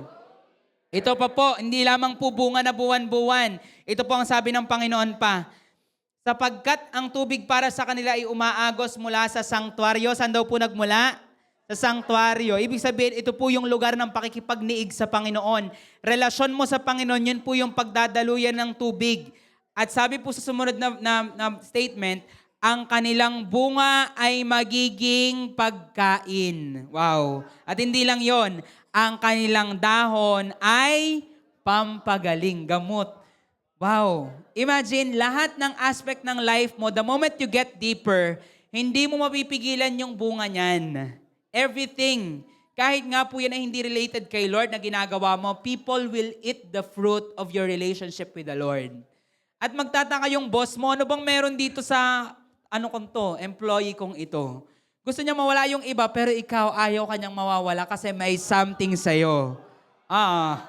Nakakakain siya ng bunga mo. Ano po yung, saan po nagbunga? Mula po sa relasyon mo sa Panginoon. Sabi niyo nga po, let go deeper. Again, hindi ka lugi kasi makikinabang yung mga tao sa paligid mo, makikinabang yung family mo, makikinabang yung iyong business, yung bagay na ginagawa mo, especially yung ministry. Bakit? Kasi nga po, nagbubunga ka. Again, yung source po niyan ay pagpapalalim sa Panginoon. Kung makikita niyo po dito, nagmula daw po yung umaagos na tubig na nagbibigay buhay sa sanktuaryo, sa templo. Ang templo po na yon ay ikaw. Hindi na po ito yung church. Of course, declaration natin, Lord, yung presence may palaging narito, cover this place with your angels, with your glory. Pero ang templo po ay ikaw. Sabihin sa kanila, ikaw yon. Kaya hindi nyo po pwedeng iatang yung inyong relasyon sa Panginoon sa church. Yung church, okay, iti-trigger natin yan, desire mong magpalalim kay Lord. Pero yung effort para mas makilala si Lord, ikaw yung kailangan mong magsikhay. Kailangan mong gumawa at kumilos para mas lumalim ka sa relasyon mo sa Panginoon. Sino po dito handa ka ng mas magpalalim kay Lord? Amen. So go deeper. Alam niyo po, sure win po kay Lord kapag ikaw nagpalalim ka kay Lord, hindi ka lugi. Unisip mo, pag ako nag-business din sa anong are, naalala ko po may time po nag-uusap kami ng asawa ko na mag-business before siguro mga pre-revival era. Hindi pa po nagsistart yung business, lugi na po yung negosyo. Kasi parang gusto namin sure win. Wala pong ganun sa business. Kahit nga po sugal, hindi po sure win. May lugi. Naalala ko po nung ako po bound pa ng sugal kasi may ganun atang addiction sa family. Daloy. Kahit po mga color game yan, hindi ko naunawaan yung baklay. Pero sa Batangas po, may ganun pong laro. Ewan ko sa ibang lugar, sa Cavite may ganun. Ayan, sa patay po yun, basta mga baraha din yun. Hindi ko naiintindihan, pero isang bagay na ginagawa ko, tumataya ako dun sa magagaling. Kita ko, ay magaling to, lagi to nananalo. Sasama ako dyan. Diyan ako tataya. Bakit? Kasi sure win yun. Kapag doon ka sumama, kaya naiipon doon. Yun yung tekniko. Hindi ko naunawaan yung laro. Ang naunawaan ko lang, may magaling sa larong ato, doon ako sasama. Sure win. Alam niyo po, gusto kong sabihin sa'yo, kapag na kay Lord ka, relationship kay Lord yung finokus mo, hindi yan sugal. Sure win yan. Sabihin sa kanila, sure win yan. Kung iniisip mo, lugi naman yung pagpunta ko ng church, lugi naman yung pag-pray, lugi naman yung pagbasa ng Word of God, kasi nungalingan niya ng kaaway, kasi kay Lord, sure win. Sabi mo sa kanila, kay Lord, sure win. Kaya, uulitin ko po sa inyo, hindi po kalugihan na magpalalim. Yung vision po na ito ni Ezekiel, ito po'y kalooban ng Diyos sa iyo na prioritize mo magpalalim sa relationship mo sa Panginoon. Hindi ka lugi. Kung iniisip mo ay kawawa ka naman pag nagpalalim ka kay Lord, magiging boring ang buhay mo. Hindi. May flavor, exciting, may buhay. At the same time po ay may buhay, susustain ka ni Lord. At the same time po tayo po ay magbubunga. Sino po dito naniniwala ka, hindi ka lugi pag nagpalalim ka pa? Amen. So yung sa kanila mo, go deeper. So, ulitin ko po, ito po ay 2 parts. Next week po natin itutuloy yung the rest. At sa next week po, pag-uusapan po natin paano, ano yung mga kailangan kong gawin, ano yung kailangan meron ako para mas lumalim ako kay Lord. Sino po dito excited ka pang mas magpalalim? Amen. For now, sapat po yung desire, hinihingi po ng Panginoon, mas naisin mo. Sabi mo sa kanila mo, naisin pa natin. Sige po, tayo pong lahat ay magsitayo at tayo po ay mananalangin. Sa oras po na ito, tayo po'y naniniwala, makapangyarihan po yung panalangin. Amen? Na isang bagay po na hinihingi natin sa Lord, ito po'y Kanyang ibibigay. Sino po dito, naranasan mo na may hiningi ka kay Lord, tapos binigay nga niya? Amen? Lahat po tayo. So alam niyo po, ngayong araw na ito, hindi po tayo hihingi ng kayamanan. Hindi po tayo hihingi ng katagumpayan. Hindi po tayo hihingi ng maayos at masayang buhay.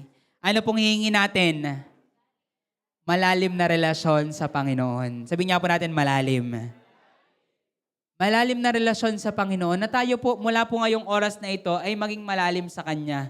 Alam niyo po, ang hinihingi lang ng Panginoon, ito po'y ating naisin. Ito po'y ating hingiin sa Kanya. Ngayon pong oras na ito, tayo pong dumako sa oras ng pananalangin na hingin po natin talaga ito kay Lord. Sige po, habang nakapikit ang iyong mata, nakatungo ang iyong ulo, make a personal prayer kay Lord. Na Lord, gusto ko po yung malalim na relasyon sa inyo. Alam niyo po, simula pa lang ng taong ito, yun na po yung ating dinedeclare, intimacy sa Panginoon. Kasi padilim ng padilim ang lahat at ang mananatili sa presensya ng Diyos ay ang mga may langis. Yung langis po na nagmumula sa relasyon natin sa Panginoon. Kaya ngayon, ask that from the Lord. Lord, ikaw ang nais ko. Lord, I want a deeper relationship with you. God, ikaw ang ninanais ko, Panginoon. Lord, sa oras na ito, humihingi po kami ng tawad sa lahat ng panahon na iba po ang aming ninais. Iba ang aming hiningi, iba ang aming dinanalangin. Ang mas ninais namin, yung kasikatan ng mundo, yung kayamanan. Lord, forgive us for praying for all these things na hinalimutan po naming hingin na maging mas malalim po kami sa inyo. Lord, sa oras po na ito, kasama po ang buong church, kami po nananalangin na kayo po ang maging naisin namin. Wala kaming ibang hihingiin, kakailanganin na naisin, kundi ikaw, Panginoong Jesus. Come on, can you just express that to the Lord right now? na Panginoong Jesus, ikaw ang gusto ko. Ikaw ang nais ko. Higit sa yaman ng mundo, higit sa pilak at ginto, higit sa kasikatan, katanyagan, karangyaan. Lord, ikaw ang gusto ko. And you know what? Yun yung nais ng Panginoon na patuloy po nating naisin siya. Dahil hindi naman siya nangako ng magandang buhay, masayang buhay. Pero isang bagay ang sinasabi niya, sa kanyang presensya ay may kagalakan, may kapayapaan. Sa kanyang presensya ay may kagalingan, may katugunan sa panalangin, may pagpapala. Susunod lang po yun. Pero ngayong oras na ito, one thing na nais ng Panginoon, siya po ang ating naisin. Siya po ang ating hingin. Yes, Lord, that is what we want today. We desire you, God, more than anything else. Sa oras po na ito, ikaw ang aming hinihingi. Ikaw ang aming ninanais. At Lord, ang dalangin po namin sa church po na ito na bawat isang naririto ay magiging mas malapit po sa inyo. Yes, Lord, this is our prayer. Lahat ng akala kong nais ko'y Yes, God, we desire you, Lord, more than anything else. Come on, church, may we make this our prayer. wala nang Pangninanais, higit ka pa sa aking pangarap.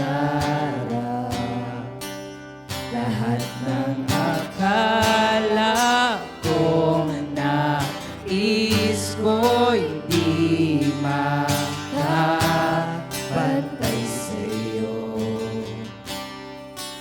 Ako'y sa'yo na ika'y sa'kin. Pag-ibig mo ang hinahanap. Walang hanggan sa kagalagang ikaw ay mapapagmas. Come on, make this your prayer right now, Jesus Cristo. Jesus Cristo, ikaw lang ang nais ko, higit sa buong mundo, higit sa kahit minsan pa, Jesus Cristo. Jesus Cristo,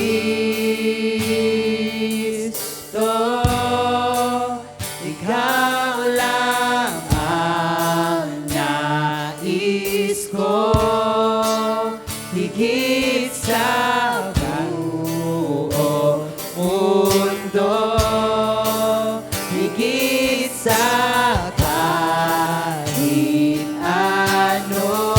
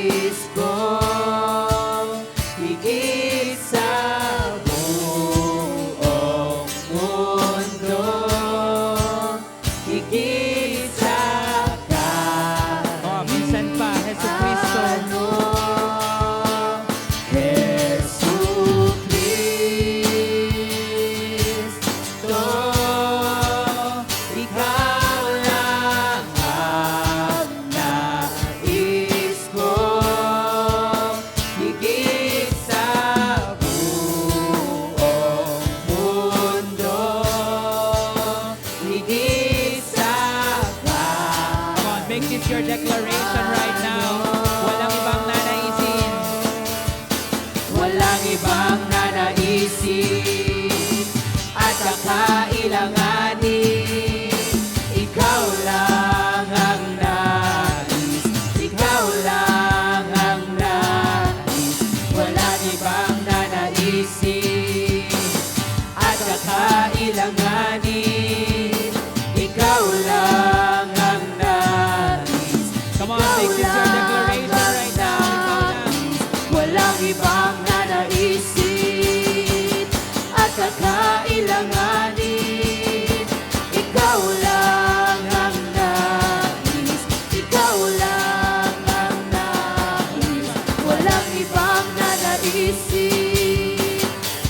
sa kailanganin.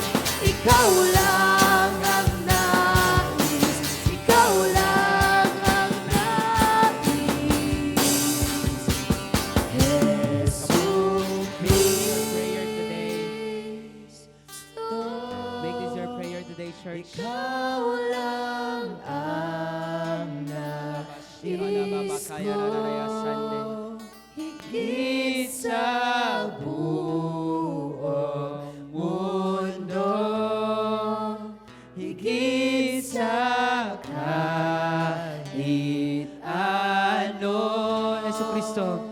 Jesu Cristo. Yes, Lord, this is our prayer today, God. Na kami po'y mapalapit sa inyo, Panginoong Jesus.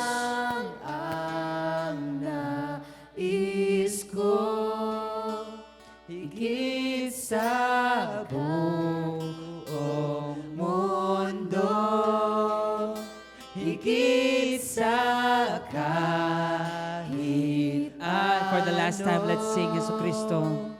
Jesu Cristo. Yes, Lord. Ikaw lang ang nais ko, higit sa buong mundo, higit sa kahit ano. Come on, church, just start to open your mouth. Patuloy mo itong i-express sa Panginoon. Lord, ikaw lang ang nais ko, Panginoong Jesus. Lord, patawarin niyo po ako sa lahat ng panahon na iba yung ninais ko. Kayamanan, kasikatan, Lord, pagiging madali ng buhay. Lord, sa oras na ito, yun po ang aming dalangin. Yun po ang aking dalangin personally, Lord, that I wanna be deeper in my relationship with you. Dahil alam po namin, walang ibang mahalaga sa buhay na ito kundi ikaw. Lord, lahat maglalaho, lahat matatapos, lahat lilipas. Pero ang alam namin, Panginoon, kapag sa inyo kami lumalim, Lord, hindi kami lugi. Dahil nasa amin ang the best na bagay na pwede naming matagpuan sa buhay na ito. Higit pa sa pilak, higit pa sa ginto, higit pa sa kayamanan, higit pa sa katanyagan, sa kasikatan. Lord, ikaw ang aming desire, ikaw ang aming nais, at ikaw ang aming kailangan. Sa umagang ito, Panginoon, yun po ang aming ninanais. Lord, I pray that you will restore every relationship, God, ng bawat isang narito. Yung relasyon po ng bawat isa sa inyo. Kung mayroon sa lugar na ito, Panginoon, na napalayo sa iyo ng mga nakaraan, Lord, sila po'y niyayakap niyo pong muli ng inyong pag-ibig at inyong presensya. God, iparanas niyo po ang inyong muling pagtanggap sa kanila, muling pagmamahal. Panginoon, tunay na hindi niyo po kailangan yung perfect na panalangin or perfect na paglapit sa inyo. Ang nais na lang, Panginoon, maging totoo po kami sa inyo. Dahil hindi po namin kailangan na magpanggap sa inyong harapan. Sa oras na ito, inaamit po namin na kami po'y napalayo at kailangan po namin muling mapalapit at magpalalim po sa inyo. Sa oras na ito, I pray for everyone, Panginoon, na narito who have been struggling in their faith, in their relationship with you ng mga nakaraan. God, I speak your revival, your restoration, Panginoon, sa kanila. Lord, I speak na mula ngayong oras na ito, muli niyo pong palalapitin sila sa inyo pong presensya. Lord, ilagay niyo po sa puso ng bawat isang naririto ang kauhawan at kagutuman na palaging manalangin, makiniig sa inyo sa secret place, basahin ang inyo pong salita. Lord, ayan na yung lakas ng inyo pong boses ang manaig sa amin at hindi po lakas ng hila ng sanlibutan, hila ng adiksyon o hila ng mga layaw ng mundong ito. Lord, we desire na sa pamamagitan ng inyo pong espiritu'y mag-umapaw sa aming puso. Tulad ng sinabi sa pinag-usapan po namin, nag-uumapaw at dadaloy sa amin pong mga buhay, magdadala ng strength, ng buhay, ng bunga sa amin pong buhay, ng flavor. At Lord, amin pong makikita na kailan may hindi namin mapagpagsisisihan ang pagpili na sumunod po sa inyo. Hindi namin pagsisisihan na magpalalim pa sa pagkikipagrelasyon po namin sa inyo at sa amin pong pananampalataya. Lord, yun po ang aming declaration sa church po na ito. More than the quantity, Panginoon, we are desiring disciples who are really in a relationship with you. Ang desire po namin, Panginoon, makita po yung mga mananampalataya na totoong malalim sa pananampalataya at may personal na relasyon po sa inyo. Dahil alam po namin yung apoy na mayroon po kami sa church po na ito ay bunga ng mga personal na apoy na pinagsama-sama ninyo, Panginoon. At Lord, yun ang aming desire that every time we gather, we just ignite one another with the fire na nakukuha po namin sa secret place. Lord, kung ano man po ang paparating sa mundong ito, hindi po namin alam ang mangyayari sa mundo, sa Pilipinas, sa mga susunod na panahon. Pero isang bagay ang sigurado po namin, gaano man maging madilim ang lahat, masama ang lahat, Panginoon, kami po'y aasa at tatanggap, Panginoon, ng biyaya na inyo pong ibubuhos sa mga huling araw.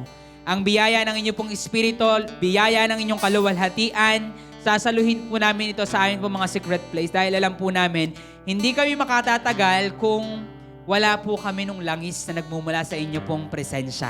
Kaya sa oras po na ito, yun po ang aming dalangin. We are decreeing and declaring that everyone, Panginoon, who comes here, who steps into this place, will receive that oil, God, and will receive that desire, that hunger, and that thirst para manatili sa inyong presensya.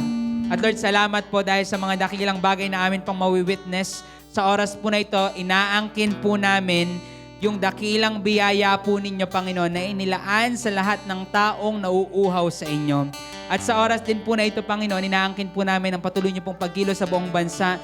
Patuloy pong kakalat ang desire po na ito na maging priority po namin ang magpalalim at hindi lamang magpayabong, magpataas, Panginoon, or magpalayo ng mararating, kundi, Lord, magpalalim sa relasyon po namin sa inyo. Lord, we're declaring it, God, over every Christian, over the whole Philippines, God, over the nation. Come on, this moment, can we just speak a prayer para po sa election sa araw po ng bukas? Can we just be one as a church? Come on, lumapit po tayo sa Panginoon. Let's intercede for the election tomorrow. Father, right now, we come before you as a church. Sige po, church, open your mouth. We come before you, Lord, as a church para po mamagitan sa election na mangyayari sa araw po ng bukas. Lord, naniniwala po kami, tulad ng sinabi sa inyong salita, na kailangan naming ipanalangin ang amin pong bansa, ang amin pong gobyerno, ang mga hari, ang mga pinuno, para, Lord, magkaroon ng kapayapaan para sa inyo pong mga anak. Lord, yun po ang inalalapit po namin para sa mapayapang eleksyon sa araw po ng bukas. Na Lord, alam po namin may impact po ito sa mga church, sa mga Kristiyano, sa amin pong walk with you. So as we are praying for a deeper relationship with you, dalangin po namin ang katagumpayan sa election sa araw ng bukas. Lord, ano bang pinaplano ng kaaway para magluklok, para mandaya, para magluklok ng hindi nyo po kalooban? God, pinapamagitan po namin ito na ngayon pa lamang. Wasakin nyo po ito ng inyong apoy. Wasakin nyo po ito ng inyong presensya. Wasakin nyo po ito, Panginoon, sa pamamagitan ng pagpapadala ng inyong pong mga anghel para atakihin ang anumang espiritu na assigned sa election sa araw po ng bukas. And we are praying, God, let your will be done. Iluklok nyo po, Panginoon, ang mga may takot sa inyo. Ilagay nyo po sila, Panginoon, sa Senado. Ilagay nyo po sila sa Kongreso. Ilagay nyo po sila, Panginoon, sa government ng bawat province, ng bawat city at bawat lugar, Panginoon, sa bansa pong ito. Kami naniniwala, Panginoon, na kayo po ang Diyos na in control. Hawak nyo po ang lahat. Hawak nyo po ang lahat ng maluluklok. Kaya ngayong oras na ito po'y patuloy naming inilalapit sa inyo, sa inyong makapangyarihang kamay. Mapayapang eleksyon sa araw ng bukas. Kalooban niyong mangyayari at maghahari kayo sa bawat mga lugar sa amin pong bansa. Lord, tulad ng declaration namin palagi, ang bansang Pilipinas ay magiging totoong Kristiyanong bansa. At parte po yung election sa araw po ng bukas sa patuloy niyong ginagawa, Panginoon, sa amin pong bansa, sa patuloy niyong paglilinis, Lord, sa gobyerno po namin. Sa oras na ito, as a church, kami po'y nagkakaisa, Panginoon, sa mga declaration na aming ginawa sa church po na ito, sa deeper relationship with you, at gayon din, Lord, sa matagumpay na eleksyon sa araw po ng bukas, para, Lord, sa kapakanan ng iyo pong mamamayan at sa mga anak na iyong tinawag, iniligtas at pinili. Sa umagang ito po ang aming inaangkin, Lord, victory sa araw ng bukas and deeper relationship with you. We give you praise and glory, God. This is our prayer in Jesus' name we pray. Amen, amen, amen. Sino po dito after nito, mas magpapalalim ka na sa relasyon mo sa Panginoon? Amen. That is our priority, go deeper. Can we all declare, go deeper? Go deeper! So ngayon, let's end this po sa pamamagitan ng pagpupuri po ulit natin sa Let's go, let's go. And sino pong na-bless this morning? Amen. Ngayon po, talagang idideklara po natin sa ating pagsamba ng Panginoon, ikaw lang ang aking sasambahin. Let's go! Hey! Hey!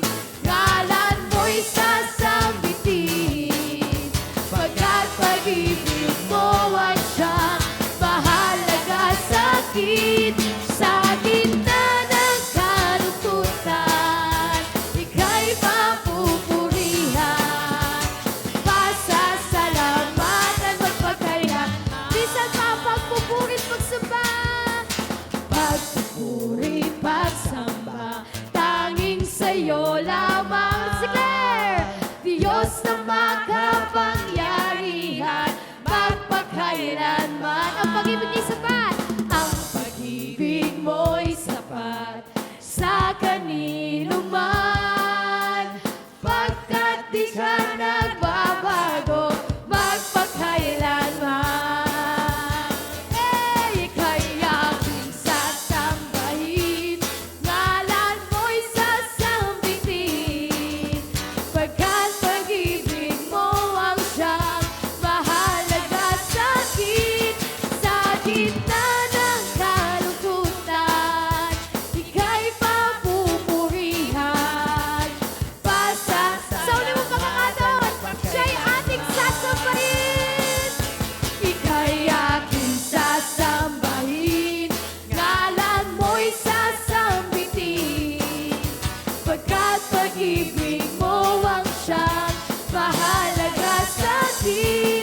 Sa gitna ng kalungkutan, ika'y papupurihan, pasasalamatan magpakailanman.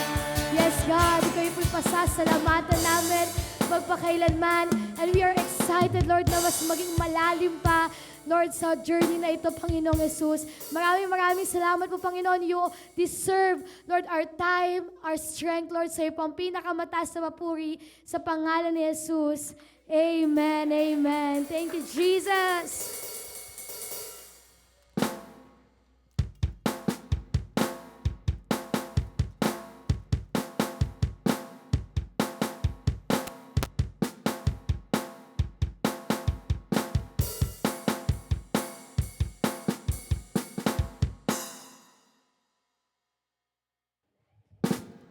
Good afternoon po.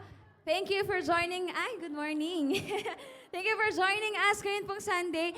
Can we all give attention po muna? Mamaya pong hapon, tayo po ay pupunta sa Dolores, Quezon. So actually, meron po doong group of families na gustong umattend ng church every Sunday. Kaso, sino nakakaalam ba ng Dolores, Quezon? Malayo po siya. Last week, nadala po natin sila dito. Pero, ang plan natin is to do it every other week. So, ngayong week, last week, dinala natin sila dito. Binigyan natin sila ng pamasahe, biniyahin natin sila.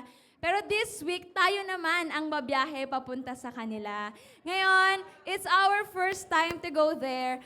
The best way to make sure we are protected and success ang ating gagawin sa mission po na iyon, we want to pray for it. Okay po ba yun? Let's ask the Lord for His help, for His presence sa pagbiyahe natin, maging yung service natin mamaya doon. Can we all pray? Okay lang ba? Can you join us in prayer? Lahat po tayo, let's speak prayer. Ano man yung nililid sa'yo ni Lord na declaration, let's speak and declare that in Jesus' name. Come on, let's pray. Heavenly Father, God, maraming salamat po sa inyong pag-aabot ng mga tao doon po sa Dolores, Quezon. God, we don't want to do this religiously. We don't want to do this in our own way. We don't want to do this, God, in our own selfish motive. Nais po namin ang inyong kalooban. Nais po namin ang na magawa ito sa inyo pong pamamaraan. Ngayong oras po na ito, amin pong dinideklara ng inyong pong presensya ay naroon na. Send your presence ahead of us in that place, wherever that will be, na kami po'y makakapag-service, mamimit namin yung mga tao. We pray, God, that they will experience your presence. Sama-sama naming mararanasan ang inyo pong pangunguna, ang inyo pong banal na espiritu, ang inyo pong presensya. Sino man Panginoon doon na nangangailangan ng kagalingan today, God, I will speak healing miracles in Jesus' name. We speak yung paglaya, Panginoon, at buhay sa kanila pong mga buhay sa pangalan ni Jesus. We claim salvation also with every person that are there in the mighty name of Jesus. Hayaan po kami po yung maging vessel ng pagpapala, ng inyong pagmamahal at magdala po kami ng kapayapaan sa lugar po na iyon. Maging sa amin pong paghihiwalay, sa amin pong paghihiwalay mamaya, hayaan Panginoon, mag-iwan po kami ng buto ng pananampalataya sa bawat mga tao po na amin pong makakasalamuha doon. God, we don't wanna do, God, our own plans. Let your plan prevail and let your name alone be glorified sa aming pong mission doon sa Dolores. Samahan niyo po kami and i-lead niyo po kami ng inyong banal na espiritu. Maraming salamat po. I-bless niyo rin po yung family doon na amin pong pupuntahan na connection po doon. Sina Ate Lovela, sina Ate Ara, Ate Aiko, God, si Lola Kat. God bless them, prepare them, and anoint them, God, sa pag-aalaga ng mga tao po doon na nagnanais ng lumapit po sa inyo. Salamat, Panginoon. Ingatan niyo po yung aming po mga sasakyan, lahat ng tao na babiyahe, and pour out your fire sa amin pong gathering doon mamaya. We praise you, we honor you, in Jesus' name we pray. Amen and amen. So ayun po, sa mga gusto pong sumama mamaya, pwede po kayong lumapit sa inyong leader to tell them that I wanna join. Pero bibilangin natin kasi parang limited yung space ng sasakyan. But we want you to join us. Happy Sunday, everyone! See you again next Sunday. Bye-bye! Blessings po! Sa mga bundok, sa tabing dagat, sa mga lungsod, let's say, sa naik, sambahin ka Yahweh, sambahin ka o Yahweh, Diyos ng langit at lupa. Sambahin ka o Yahweh, ikaw ang Diyos na dakila. Sambahin, sambahin ka o Yahweh, Diyos ng langit at lupa. Sambahin ka o Yahweh, ikaw ang Diyos na dakila. Purihin ka, Panginoon! Kung kami ay luluhod sa iyo, ay sasamba, kami ay iyong diringgin, at ang bayang ito'y iyong pagkagalingin. Ulan ng pagpapala, ulan ng pagpapala, ulan ng pagpapala, sa bayang ito, O Diyos, O Diyos.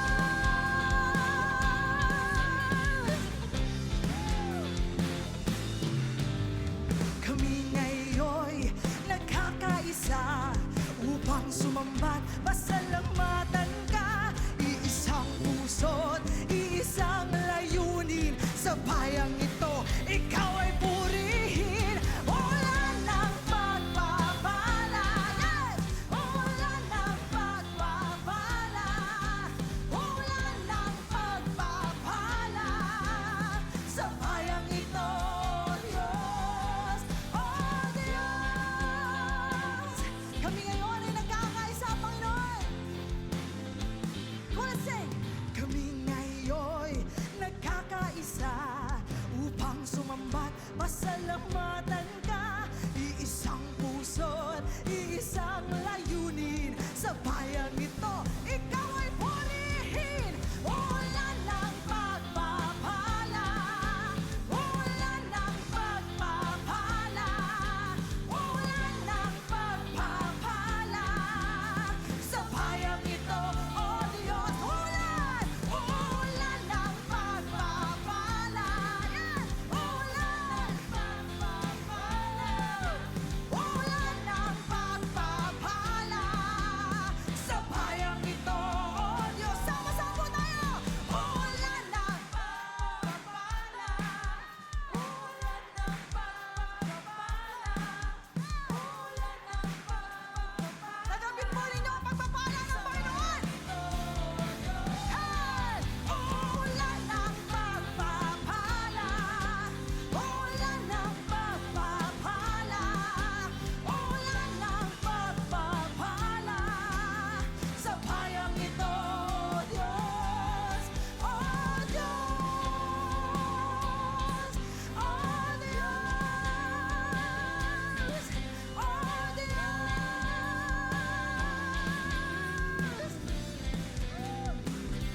Yes! O, purihin ka, Panginoon! Lahat ng papuri ay tanging sa'yo, O Diyos.